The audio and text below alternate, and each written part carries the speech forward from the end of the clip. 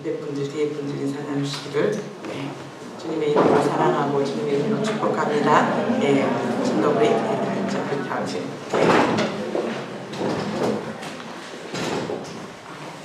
우리가 추수 매해마다 추수 감사주일을 11월 셋째 주에 이렇게 드려요.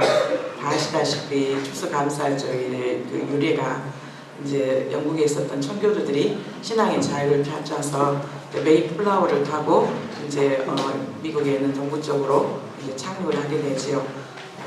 어마어마한 많은 어려움과 고통 가운데 이제 또 도달했던 첫 번째 곳에서는 거절을 당하고 두 번째 이제 도착을 해서 그곳에서 살고 있었던 원주민들의 도움을 받아서 1년 동안 또 그들이 씨앗을 주고 그 준 씨앗을 또 심고 그러면서 정말 1년 후에 수확을 하고 너무너무 감사했던 그 폭풍 대서양을 건너서 왔던 그 어마어마한 고통 가운데서 구원하시고 또 청교도들에게 사랑을 베풀었던 그 인디안들에게 감사의 마음으로 그들을 초대해서 또 이제 함께 칠면조를 잡아서 함께 먹고 나누면서 그게 이제 추수 감사절의 유래인데 미국은 실제적으로는 다음 주, 넷째 주 정도가 추수 감사절기로 이렇게 드리게 되고 추수 감사절이 지나면서 이제 크리스마스까지가 이제 크리스마스 시즌으로 이렇게 보내게 되는데 우리나라는 우리는 한국에 기독교가 들어왔던 그 시간들이 이제 큰 갈림길을 언더우드 선교사님과 펜젤 선교사님께서 들어오는 것을 분기점으로 삼죠. 그 전에 또 네덜란드에서 그리고 또 웨일즈에서 선교사님들이 들어오셔서 복음을 전하셨어요. 근데 그분들은 굉장히 어려운 상황 가운데 3일 만에 이렇게 순교를 당하는 경우도 있었고, 그다음에 이제 중국의 국경에서 이제 또 성경 말씀을 또 이제 번역을 해서 함경도에 왔다 갔다 하는 보따리 장수들에게 이 성경을 이렇게 보급하는 그런 일들을 했어요. 그러니까 그분들이 참으로 그분들의 순교의 그 어마어마한 한국을 사랑하는 그 마음들이 있었는데 그게 오래가지 못해서 많은 사람들이 기억을 못하고 이제 선교사적인 그런 그 역사 가운데 이제 공부하신 분들만 이제 조금 알고 있는데 어쨌든 한국 기독교가 미국의 도움을 되게 많이 받게 됐죠. 본격적으로 이제 장로교회에서 감리교회에서 어마어마한 미국에서부터 자본이 들어오게 돼요. 그래서 교회를 짓고 그 다음에 학교, 그 다음에 병원 많은 것들을 짓게 되면서 본격적인 한국의 기독교 역사가 시작이 됩니다. 그래서 한국의 11월 셋째 주 추수감사주일은 미국의 영향을 받아서 이렇게 저희가 절기마다 이렇게 드리고 있는데 독일 같은 경우에는 10월 달에도 추수감사주일을 지키기도 합니다. 이런 배경을 가지고 저희가 해마다 농사도 안 지는데 무슨 추수감사주일을 저희가 드리냐라고 하는데 가장 큰 감사는 바로 나를 구원해 주신 정말 사망과 죽음의 권세에서 사단의 주문으로 하면서 살았던 저희들을 정말 하나님께서 먼저 찾아와 주시고 우리를 하나님 자녀 삼아 주셨다는 거예요. 왜 하나님께서 구약에서부터 시작해서 계속해서 너희가 절기를 지켜라. 절기를 이스라엘 백성들에게서는 특별히 유월절과 또 초막절, 칠칠절들을 지키라고 하죠. 다 그 모든 절기가 뭐하고 관련되냐면 추수하고도 농사하고도 관련되지만 가장 중요한 건 구원이요. 구원. 하나님께서 이스라엘 백성들을 이집트에서 구원해냈던 모든 것들을 다시 한번 기념하고 다시 한번 하나님께서 너희를 어떻게 이길까지 인도했고 하나님이 어떤 분이시라는 것을 잊어버리지 말고 너희가 다시 한번 또 기억하고 기념해라 해서 저희에게 이 절기를 지키라고 말씀하십니다. 우리가 습관적으로 드려지는 그런 절기가 아니라 작년하고 또 올해하고 비교해서 내가 얼마만큼 신앙적으로 성장했고 내가 얼마만큼 또 하나님 앞에 기쁨이 되었고 또 사람들에게도 이렇게 칭찬을 받게 되었는지 내 삶에 조금 추수에 대한 그런 것들을 계산할 수 있는 시간도 되었으면 좋겠어요. 왜냐하면 마지막 때가 우리가 하나님 앞에 예수 그리스도가 이제 심판자로 오시게 되면 우리의 모든 행위대로 선악간에 심판하시거든요. 네, 그런데 1년에 한 번씩 저희가 이제 1년을 보내면서 또 어떻게 수확을 했는지 아니면 그 농사 안에서 또 귀한 열매가 있었는지 아니면 흉년이었는지 풍년이었는지 우리의 삶 가운데 반드시 좋은 나무가 좋은 열매를 맺는다고 했는데 우리의 삶 가운데 또는 실패도 있었을 것이고 좌절도 있었을 것이고 절망도 있었을 것이고 가장 큰 것은 두려움이요. 우리가 어떻게 살지? 앞으로 어떻게 해야 되나? 내 안에서 자꾸만 내 자신은 작아지고 또 미래에 대한 그런 불확실한 가운데서 오는 두려움들. 그런데 그 두려움들을 이길 수 있는 유일한 것이 바로 나를 하나님의 자녀 삼아주시고 어떤 상황 가운데서도 우리를 지키시고 우리를 보호하신다는 거죠. 근데 그것들을 감사하는 것. 되게 그 감사하는 것이 우리에게 있어서 그 두려움을 이길 수 있는 유일한 법칙임을 또 잊지 않았으면 좋겠습니다. 오늘 우리가 본문으로 본 누가복음 17장 11절부터 19절 말씀으로 돌아가 보도록 하겠습니다. 이 누가복음 17장 11절부터 19절까지 아시다시피 누가 사도는 사도 바울의 동역자였습니다. 감사하게도 유대인이 아님에도 불구하고 이 복음서를 기록한 사도이기도 합니다. 의사이기도 했고 역사가이기도 했고 문장가이기도 했던 이 누가는 오늘 우리가 읽었던 이 말씀이 이 10명의 문둥병자가 왔는데 그 중에 이제 고침을 받고 단 한 사람, 이 사마리아의 사람이었던 이 한 사람이 예수께 와서 감사하며 하나님 앞에 영광 돌렸던 이 내용이 좀 더 구체적으로 기록된 내용이 이 누가복음에만 기록이 되어 있어요. 다른 곳에 이제 개역 성경에는 문둥병자라고 말했고 개역 개정에는 나병 환자라고 이렇게 기록되어 있는 예수님께서 나병 환자, 즉 문둥병자를 고치는 여러 사건들이 많아요. 마태복음도 나오고 마가복음도 나오고 그러는데 누가복음에는 구체적인 내용들 안에 또 그들이 어떻게 또 구원을 받았고 또 그 중에 단 한 사람만이 온전한 너가 일어나 가라 내 믿음이 너를 구원하였느니라 하시더라. 그것에 정말 놀라운 축복을 받았던 그 사람의 비결이 바로 감사입니다. 좀 처음이자 결론의 이야기가 될 것 같은데요. 구원의 축복으로 이끈 감사. 오늘 지금 내용은 11절에 보니까 예수님께서 예루살렘으로 가실 때 사마리아와 갈릴리 사이로 지나가시다가 지금 상황은 이제 예수님께서 예루살렘으로 가시는데 거기에 지역적인 것이 바로 사마리아와 갈릴리 사이로 지나가셨어요. 누가복음의 9장에 보면 예수님께서 이제 십자가를 지시고 또 부활하시고 승천하실 기한이 가까우니까 이 예루살렘으로 향하러 올라가시기로 굳게 다짐을 하지요. 그래서 먼저 사람들을 먼저 보내시고 그들에게 가서 예수를 위하여 준비하라고 사마리아의 마을로 한 마을로 들어갔어요. 근데 안타깝게 이 사마리아 사람들이 이것들을 방해해요. 예수께서 예루살렘을 가시기 때문에 그들이 받아들이지 않게 되고 그리고 나서 예수님께서 길을 조금 우회하는 지금으로 말하면 우리는 가보지 않아서 모르겠지만 베레아 쪽으로 길을 우회를 했어요. 이스라엘에 대한 지형적인 것을 조금 설명을 하자면 이스라엘은 남북으로 길어요. 그렇죠. 그래서 단에서 부엘세바가 남쪽에 있고요. 단이 북쪽이에요. 우리도 늘 하는 말이 백두산에서부터 할라일까지, 백두에서부터 할라일까지, 그래서 북에서부터 남으로 이야기를 하죠. 이스라엘 땅도 마찬가지예요. 단 위에가 북쪽, 그 다음에 남쪽이 부엘세바예요. 그런데 지형적으로 보면 갈릴리 지역이 북부 지역이에요. 그리고 중간에 뭐가 있냐면 사마리아가 있고 그 다음에 남쪽이 바로 이제 유대가 있어요. 예루살렘이 있는데 이 예수께서 예루살렘으로 가실 때 사마리아와 갈릴리 사이로 지나가시는 상황들이 벌어지게 돼요. 그런데 12절에 보니까 한 마을에 들어가시니 나병 환자 10명이 예수를 만나서 멀리 바라보는 상황들이 돼요. 이 한 마을에 들어가시니 한 촌락이라고 개역 성경에는 나왔는데 큰 동네는 아니었어요. 그런데 여기서 나병 환자가 10명이 이렇게 만나게 되는데 그것도 예수님과 직접 만난 게 아니라 멀리 서서 이 예수님을 바라보게 돼요. 알다시피 이 나병은 문둥병이라고 하는 이 나병은 대부분 열대지방과 그리고 동양에 많은 만선 전염병 중에 하나로 다른 말로 하면 의학적인 용어로 하면 한센병이라고 말해요. 혹시 여러분들 나병 환자를 만나보신 적 있으세요? 만나보신 분들? 네. 만나보셨어요? 어릴 때 근데 저는 어렸을 때 제가 태어났던 곳이 전남 녹동이에요. 거기가 건너편이 바로 소록도라는 국립나병 그 병원이 있는데 지금은 다리가 놓여져 있어요.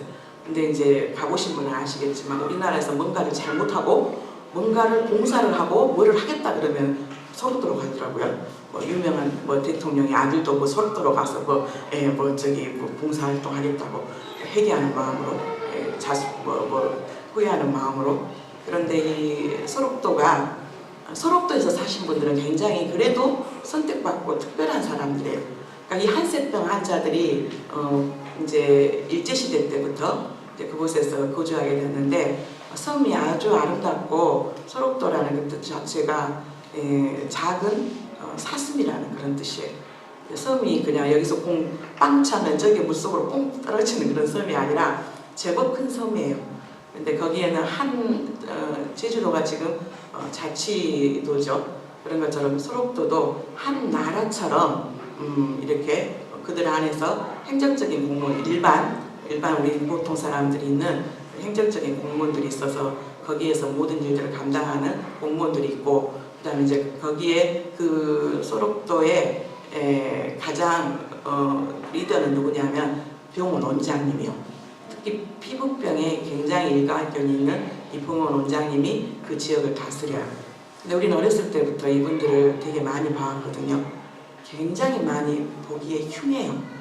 이 한센병은 몸에 이렇게 나병이 침투하게 되면은 이 눈과 코와 그 다음 입과 이 모든 피부와 이 모든 것들이 다 이그러지고, 그 다음에 피부부터 시작해가지고 코도 떨어져 나가고, 그 다음에 눈도 못 뜨게 되고, 그 다음에 입도 그렇고 입이 다 오그러지고, 정말 우리가 볼 수 없는 형상. 그리고 손가락도 다 이 모든 이 신경이 마비가 되고 무뎌져 갖고 손가락도 다 떨어지고 발가락도 떨어지고. 그런데 아주 심한 사람들은 소록도 저 끝에 격리가 되어서 이분들은 이제 밖으로 절대 못 나와요. 그분들은 철저히 격리가 되고, 그 다음에 이제 나병균이 이제 오랫동안 치료를 받으면서 이 나병균이 이제 죽었는데, 이 한센병은 나병은 정말 안타까운 게 안에 있는 균이 죽었다 할지라도 밖에 어그러지고 눈이 찌그러지고 코가 떨어져 없어지고 입이 다 없어지는 이런 상황들, 그 다음에 손가락이 다 떨어지고 하는 그런 정말 흉측하거든요. 정말 무서워요. 그래서 아이들이 그 나병 환자들 이제 배를 타고 이제 녹동에 다녀와서 이제 물건을 사가지고 그렇게 가잖아요. 그러면은 어렸을 때 처음 그 나병 환자들을 보면 무서워가지고 다 도망가는 거예요. 그분들에 대한 여러 가지 많은 그 유언비어들 있잖아요. 아이들을 삶아서 먹어서 뭐 낳는다부터 시작해가지고 유언비어들이 굉장히 많은데, 저희들은 어릴 때부터 그분들을 보고 살았어요. 정말 심각한 사람들은 못 나와요.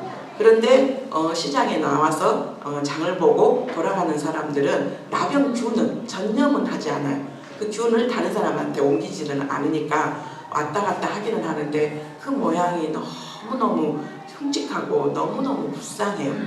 그런데 이 이스라엘에서는 더했죠. 이 유대인들은 이 질병에 걸린 자를 하나님의 저주를 받는 자로 생각을 했어요.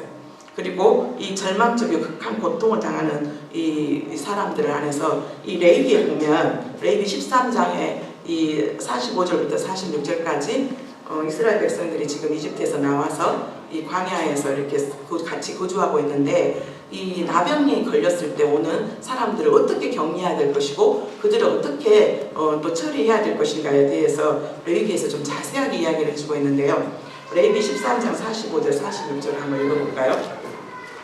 45절 나병 환자는 옷을 찢고 머리를 풀며 위 입술을 가리고 외치기를 부정하다 할 것이요 병 있는 날 동안은 늘 부정할 것이라. 그가 부정한즉 혼자 살되 진영 밖으로 살습니다. 그 중에 이제 이 정도로 나병이 문둥병이 이 한센병이 걸리게 되면 그 걸린 것만 해도 자기 안에서 이 구약시대 때도 그랬고 지금 현재도 이 나병은 저주받는 병이라고 생각을 해요.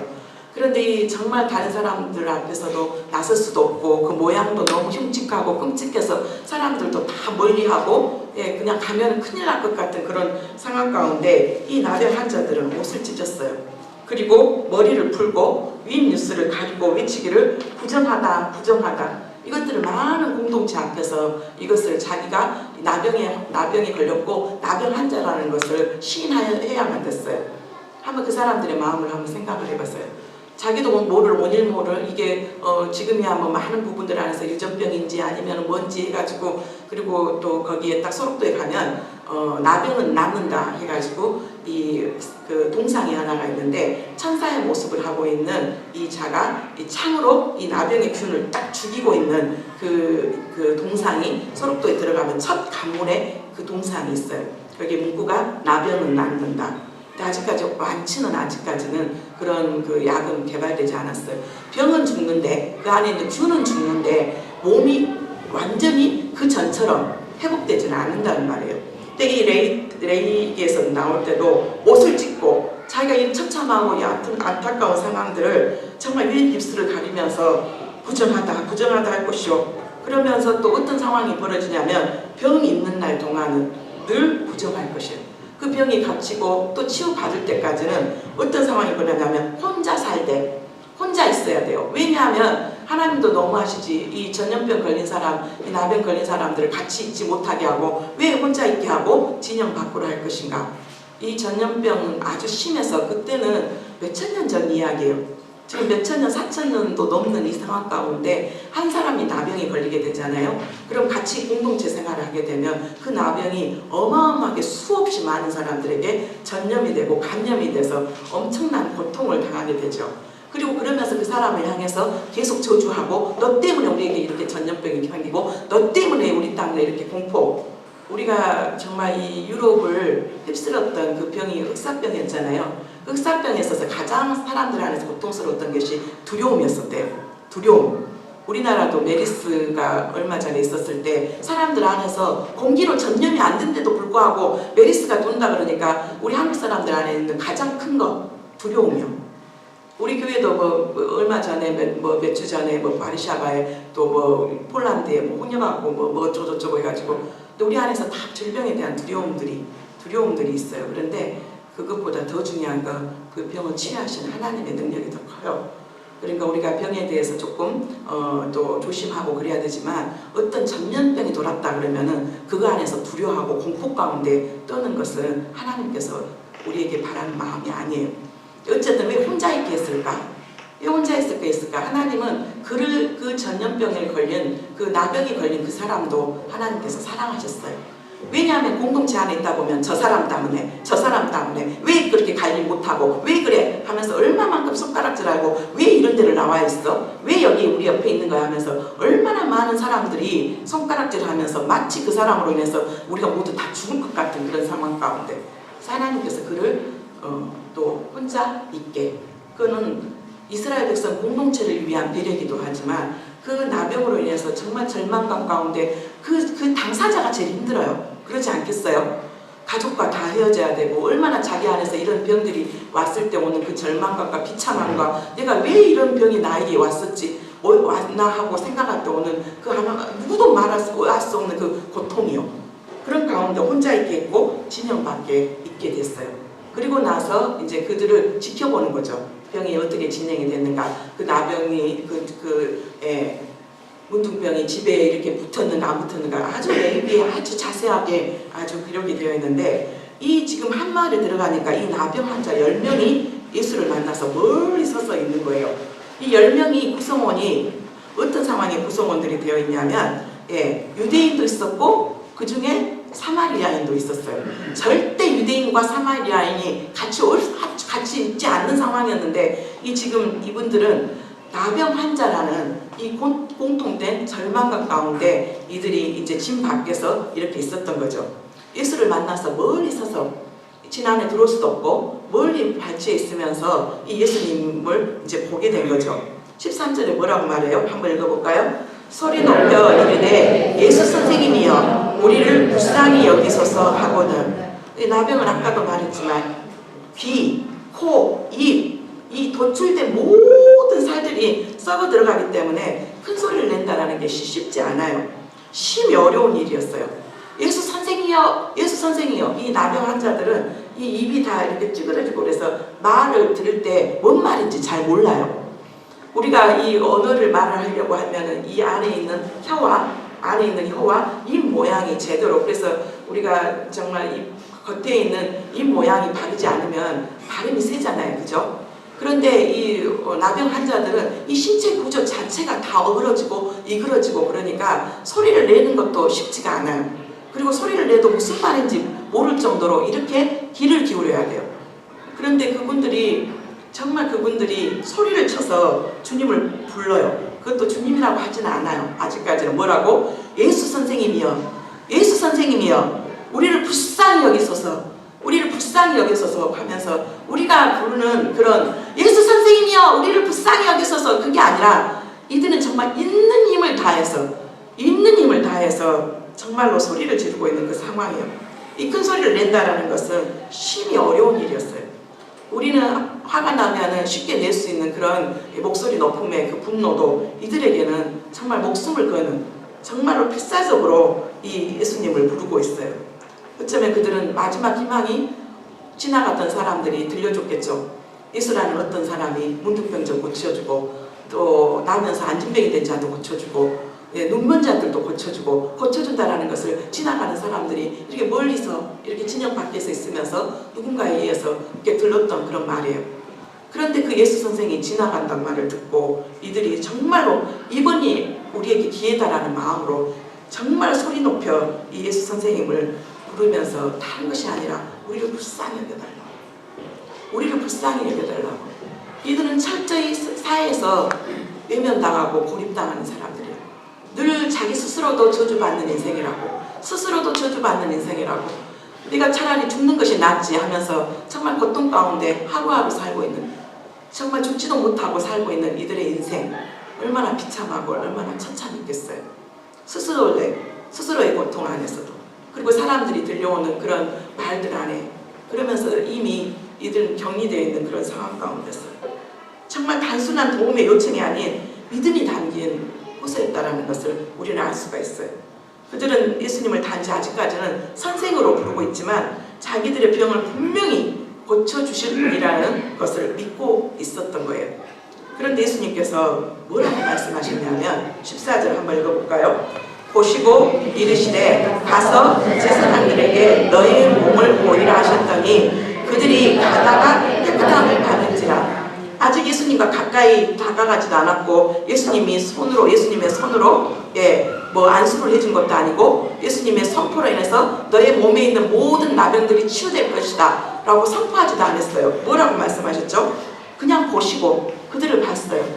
처참하고 너무나 불쌍한 그들의 모습들, 정말 형체도 없는 그들의 얼굴과 눈과 이 몸 안에서 온몸이 구부러지고 정말 볼품없는 그들 안에 흉측한 그 모습들을 예수님께서 보시고 뭐라고 말씀하셨냐면 가서 제사장들에게 너의 몸을 보이라 하셨더니, 이것도 레위기에 나오는 말씀인데 이제 이 나병 환자들이 아까 나병이 걸렸으면 머리를 짚고 옷을 덮고 그 다음에 입을 가리면서 나는 부정하다 하고 외치면서 그들을 진 밖으로 혼자 있게 해요. 그런데 제사장은 그들을 계속 살펴보면서 그들의 병이 점점 나아진 것을 보게 되면 제사장이 가서 그것을 확인하고 제사장이 진단을 하는 거죠. 이 나병이 이제는 고침받았게 됐고 그거에 대해서 하나님 앞에 또 속죄의 제물을 드리고, 그리고 나서 제사장이 이제는 모든 질병이 이제 다 치유함을 받았다라고 이 결정이 나면 다시 진 안으로 들어오는 절차가 있게 됐어요. 그런데 예수님은 놀랍게 그들을 만지고 안수해 준 것도 아니고 선포한 것도 아니고 그냥 가서 제사장들에게 너의 몸을 보이라 하셨더니 놀랍게 어떻게 됐어요? 그들이 가다가 깨끗함을 받았어요. 예수님이 만져준 것도 아니에요. 그 다음에 치유를 선포하는 그런 말씀도 한 것도 아니었어요. 정말 유대사에서 문둥병에 걸린 자가 완전히 병이 태워졌을 때 방금 말씀했던 것처럼 제사장에 가서 자신이 나은 것에 대해서 인증을 받을 필요가 있었는데 한번 생각해 보세요. 이분은 우리를 만져주고 우리에게 기도해주고 안수해주고 그런 것이 아니라 그냥 가라고 하는데 그것이 이 가라고 하는 말 안에 너희가 순종하고 이것을 듣고 가서 그게 되면 제사장에게 너에게 보이라 이 말은 내가 너를 고치겠다라는 말씀이에요. 그런데 놀랍게 만진 것도 없어요. 선포한 것도 없어요. 그런데 이들이 너무 놀라고 일단 갔어요. 그들 안에서 절박한 마음으로 어쩌면 우리에게 기도 한마디도 안 해주고 우리에게 안수도 안 해주시고 우리에게 가라고 그러네. 그런데 놀라운 것은 일단 10명 다가 일단은 갔어요. 일단은 그들 안에서 이 말씀 안에서 순종하고자 하는 요구가 있었었는데 갔어요. 그런데 그들이 가다가 깨끗함을 받았어요. 주님이 말씀하신 것처럼 이미 주님은 완료형으로 너희들 고쳐줄 거야. 그리고 반드시 완치될 것이니까 제사장에게 가. 아직까지 가는 상황 가운데 아직까지 여전히 똑같은 모습이에요.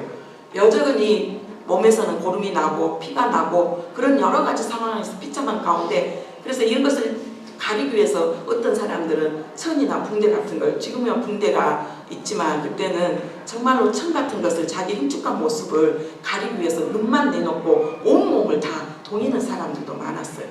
그럼 거기 안에서 고름과 피고름이 막 섞여 나와가지고 거기에 있는 막 파리들이 막 와가지고 여기를 막 달라붙어 있고 그 다음에 몸에 이미 그 고름으로 인해서 정말 구덩이까지 있는 그런 상황들이요. 지금도 의술이 잘 발달되고 그런다 할지라도 그 고름으로 인해서 너무 상처가 심한데 그때는 씻을 수 있는 것도 없고 여러 가지 정말 병 중에서 가장 그 당시에 처참했고 외형적으로나 마음의 내면적으로나 가장 고통받고 힘들었던 병이 바로 이 나병이었어요. 그런데 놀랍게 주님이 가라고 하네요. 그런데 갔어요. 그런데 놀라운 기적이 일어났죠. 그들이 가다가 깨끗함을 받았어요. 가다가 먼저 첫 번째 그들 안에서 이 명령일 뿐만 아니라 믿음에 대한 일종의 어떻게 보면 예수님께서 시험을 하신 거잖아요. 너희들 한번 가봐. 이미 너희들은 고침 받을 것이고 그 다음에 한번 가봐라고 예수님께서 그들 안에서 어쩌면 시험을 테스트를 하셨는데 다행히 10명이 다 갔어요. 그들의 이에 대해서 묵묵히 순종함으로 길 가는 도중에 병 고침을 받았어요. 우리는 여기까지만 이야기할 수 있어요. 정말로 이제는 그 저주의 사슬에서 이제 풀려나고 이제는 소외되고 완전히 거절감 안에서 완전히 격리되고 분리됐던 그 사람들 안에 몸의 질병들은 치유함을 받았어요. 일단 중요한 건 그들 안에서 육체의 질병들은 치유함을 받았어요. 그들이 예수님의 능력에 대한 믿음을 그래도 나름대로 그들 안에서 고침을 받는 육체적인 고침을 받았는데 우리 안에도 신앙 안에서 그러한 모습들이 있었어요. 여기까지 주님께서 나를 구원해 주시고 여기에 있는 나병 환자는 우리의 모습이에요. 정말 수약 가운데서 찌그러지고 뭉그러지고 내가 원하는 피고름 나고 냄새 나는 우리의 육체적인 삶 가운데 참으로 죄를 짓고 그 죄 안에서도 철철철 그 죄가 우리를 덮고 있는데도 그 죄를 지은지도 모르고 살았던 우리의 모습들.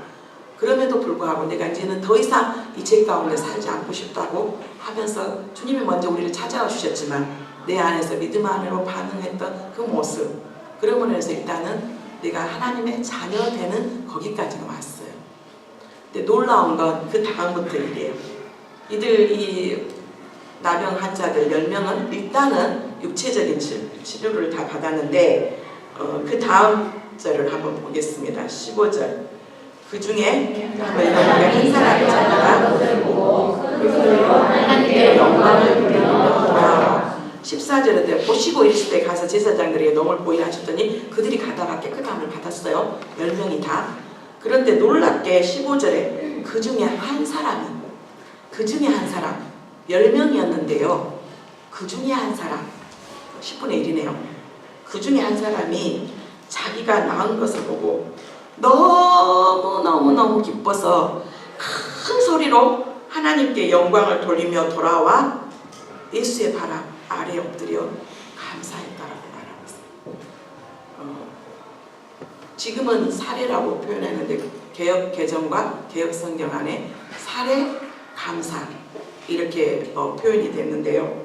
그 중에 한 사람이 자기가 낳은 것을 보고 큰 소리로 하나님께 영광을 돌리며 돌아와.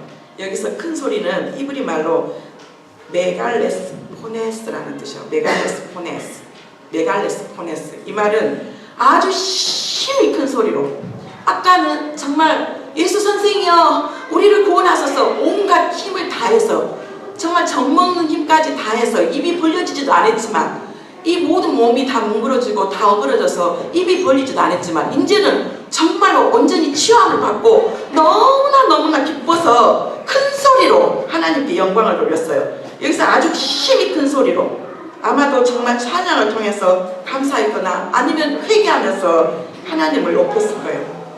그러면서 하나님께 영광을 돌린 그 제사장에 가서 자기의 나은 몸을 보이는 것도 미루고, 이 제사장에 가갖고 가는 것들이 중요해요. 왜? 제사장이 이걸 보고 나았다 하면서 선포해주고 인증을 해주면 이제는 정말 소외되고, 이제 모든 진영 밖에서 살았던 모든 것들이 다시 회복이 돼서 공동체 안에서 살면서 이제 정말 만나고 싶은 가족을 만나고 싶은 정말 아내가 됐든지 남편이 됐든지 거기에 성별은 없으니까 가족을 만나는 그 기쁨, 그게 얼마나 컸겠어요. 그럼에도 불구하고 제사장에 가지 않고 누구에게 왔다고요? 예수께 감사의 말을 전하기 위해서 다시 돌아왔어요. 몇 명 중에서 몇 명이요? 10명 중에서 1명이요. 그의 이러한 모습은 정말 죄사함을 받고 새 계명을 얻는 자가 먼저 어떻게 해야 될 것은, 우리 안에서 이미 그냥 내가 하나님의 자녀 됐고 그것들 안에서 그냥 이거는 당연한 거고, 그냥 하루하루 그냥 형식적인 그 삶 가운데서 그냥 내 마음속에 계속 원망과 불평만 있고 사는 것인지, 아니면 하나님 오늘도 감사합니다. 나에게 생명 주시고 나에게 건강 주시고, 내가 건강하지 않더라도 아직까지 눈을 뜰 수 있고 아직까지 내 입술 안에서 노래를 할 수 있고 정말 기도를 할 수 있고 내가 걸어서 이것들 안에서 우리가 감사가 있어야 되는데 정말 감사하고 있을까요? 당연하게 생각하고 있지는 않을까요?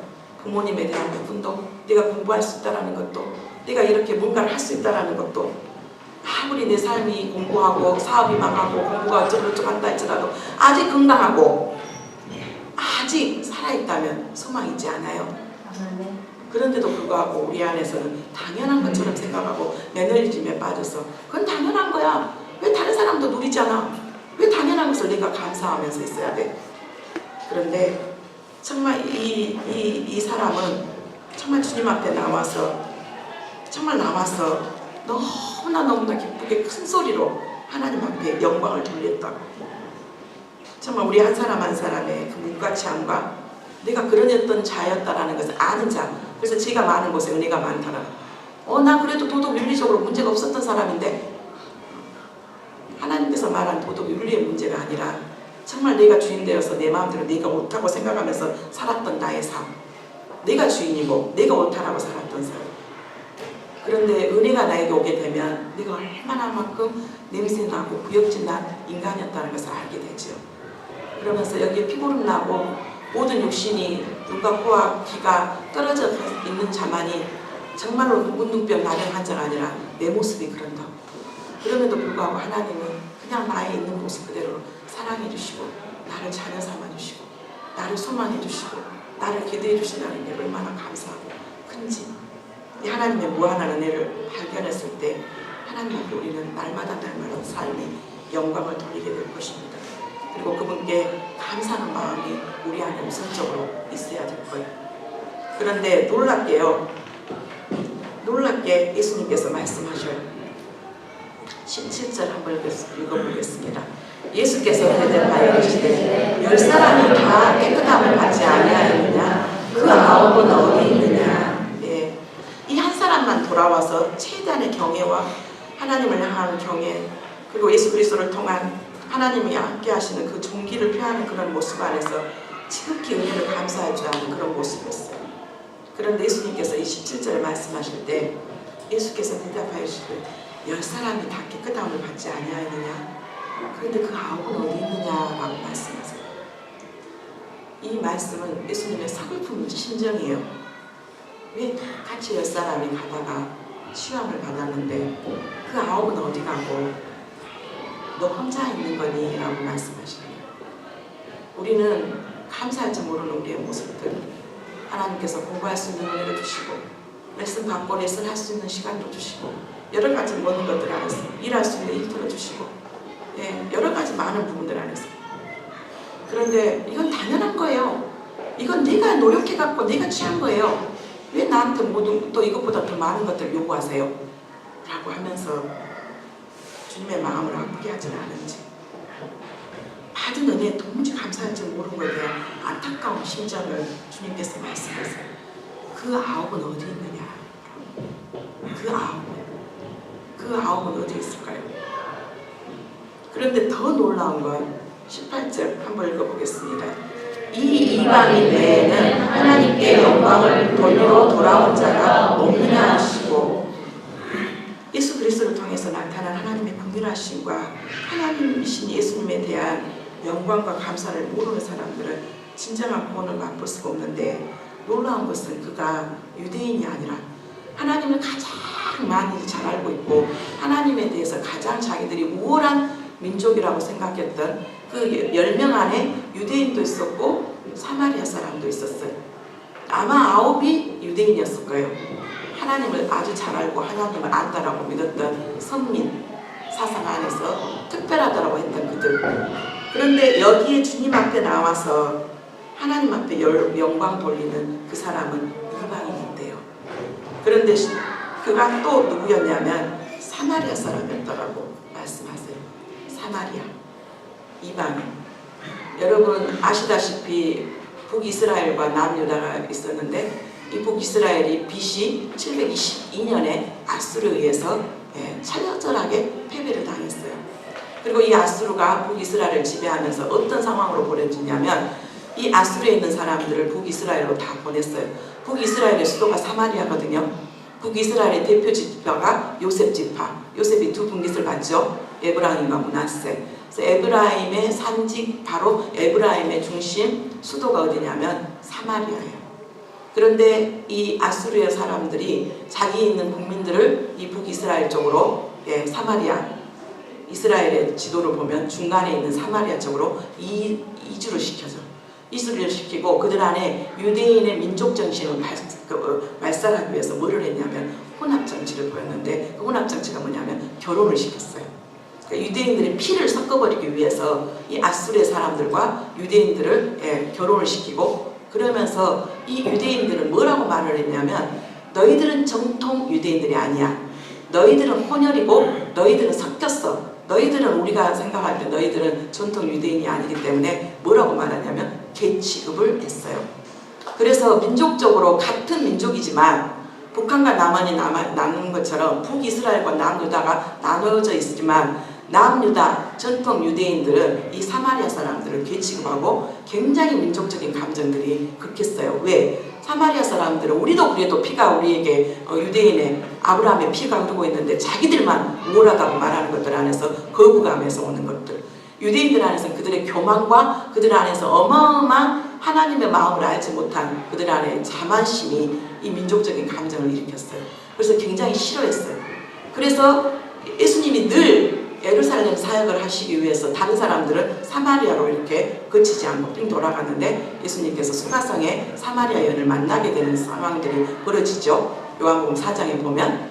그래서 그 우물가에 물 기르러 왔던 여인에게 나에게 물을 달라고 했을 때, 당신은 딱 보니까 유대인인데 왜 나에게, 사마리아인 나에게 물을 달라고 말을 하냐고.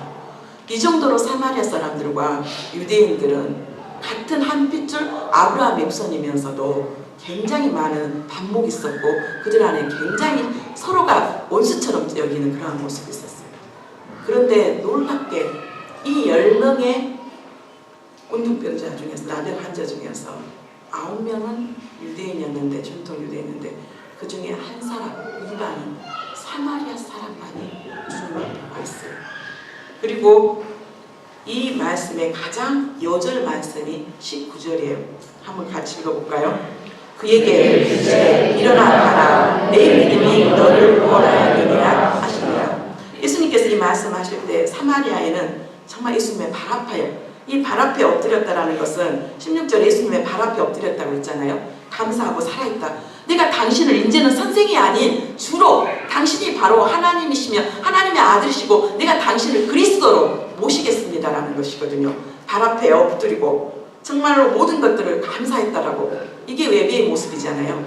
내 자리를, 무릎을 발 앞에 엎드리고 내 모든 것들을 이제는 당신 앞에 복종하겠습니다. 당신 앞에 온전히 순종하겠습니다. 당신은 나를 구원한, 당신은 바로 그리스도입니다 라는 뜻이에요. 당신만이 나의 구원자가 되십니다. 그에게 이르실 때 뭐라고 말씀하셨냐면 일어나라.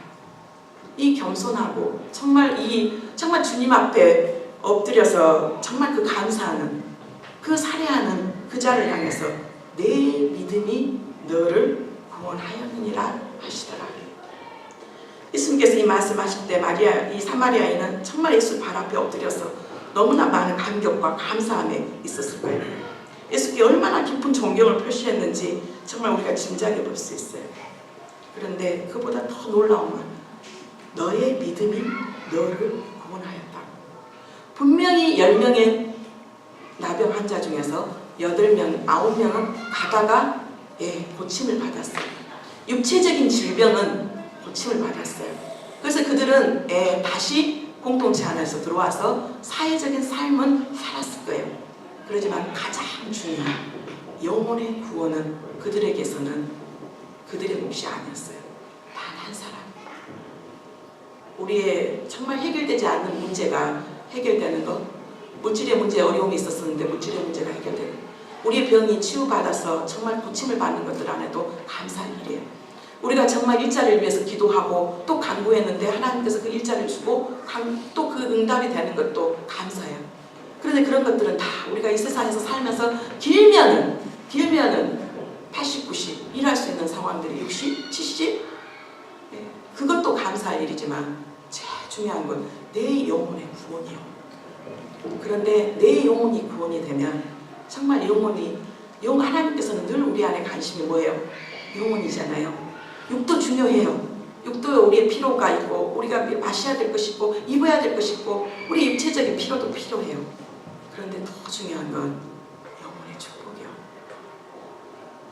이 영혼의 축복, 바로 인류의 대제사장 되신 예수 그리스도께서 이 사마리아인의 질병이와 함께 되었음을 선언하신 말씀인 동시에 예수 그리스도께서 정말 우리의 유일한 구원자이심을 우리에게도 들려주시는 말씀. 정말 우리는 감사하고 있습니까? 정말 우리는 감사하고 있을까요? 정말 하나님은 은혜를 수없이 받았음에도 불구하고 당연하게 생각하고 있지는 않은지요.